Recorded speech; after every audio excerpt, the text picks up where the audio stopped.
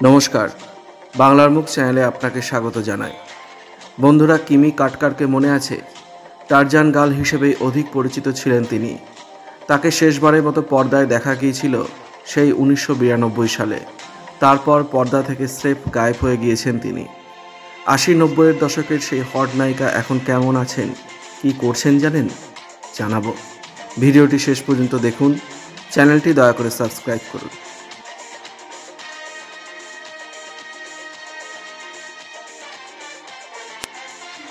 1965 সালে মহারাষ্ট্রের মুম্বাইয়ে জন্ম কিমির। 80-90-এর দশকে কিমি ছিলেন হট মডেল এবং সু অভিনেত্রী। সেই সময় বোল্ড দৃশ্যে অভিনয় করতেও পিছপা হননি তিনি। এমন একজন নায়িকার প্রেমে অনেকেই পড়েছিলেন। শোনা যায় কিমির প্রেমে পড়েন সঞ্জয় দত্ত। সঞ্জয় দত্তের বায়োপিক সঞ্জুতে দেখানো হয়েছিল 300-রও বেশি মহিলার সঙ্গে প্রেম করেছেন সঞ্জয়। এই 300-র তালিকায় একজন ছিলেন কিমিও। কিমির সঙ্গে সঞ্জয় দত্তের সম্পর্ক বেশ গভীর হয়ে গিয়েছিল বলেও শোনা যায়। কিমির কোলাবার ফ্ল্যাটে সঞ্জয় দত্তের ঘন ঘন যাতায়াত ছিল। কিমির মা তাকে পছন্দের রান্না করেও খাওয়াতেন। কিমির সঙ্গে সব কিছু ঠিকঠাকই চলছিল।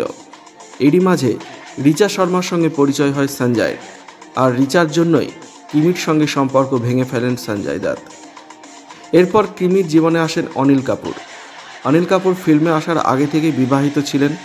অনিল এবং তার স্ত্রী সুনিতা কাপুরকে বলিউডের অন্যতম হ্যাপি কাপল বলা হয়, কিন্তু এই হ্যাপি কাপলের জীবনেও তৃতীয় ব্যক্তির প্রবেশ ঘটেছিল বলেও শোনা যায়।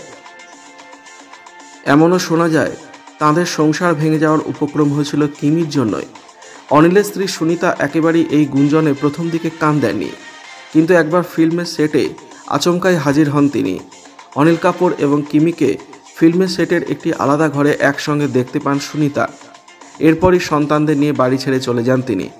অনিলও নাকি তাদের বাধা দেননি, যদিও পরবর্তীকালে সব কিছু ঠিকঠাক হয়ে যায়।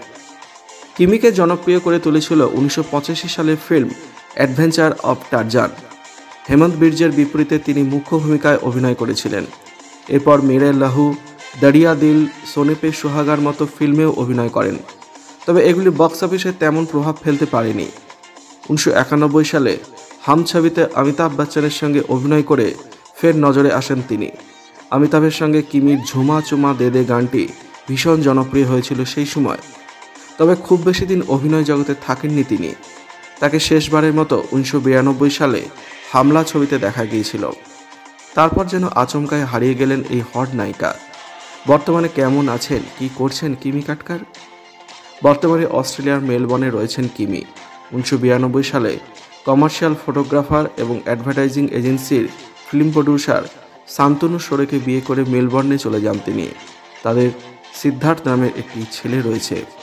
ভিডিওটি ভালো লাগলে লাইক করবেন, শেয়ার করবেন, কমেন্ট করে আপনার মতামত অবশ্যই জানাবেন, আর চ্যানেলটি সাবস্ক্রাইব করবেন। ধন্যবাদ।